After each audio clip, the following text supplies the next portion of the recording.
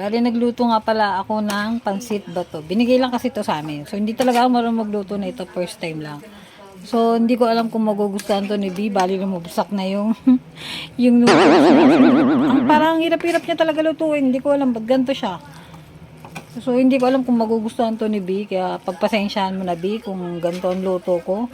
Kasi medyo hindi ko talaga alam kung paano ito lutuin. Tinignan ko na siya sa online kung paano lutuin. Pero, sa sobrang hirap niyang palambutin, di ko alam ba't ganito. Siguro dahil sa sobrang tagal na ng noodles na to, ewan ko.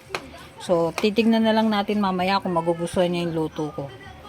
So, yan. Bali, ang unang ginawa ko dyan, ginisa ko muna yung mga gulay. Ang una ay sibuyas, bawang, at nilagyan ko ng mga gulay kagaya ng carrots at saka repolyo.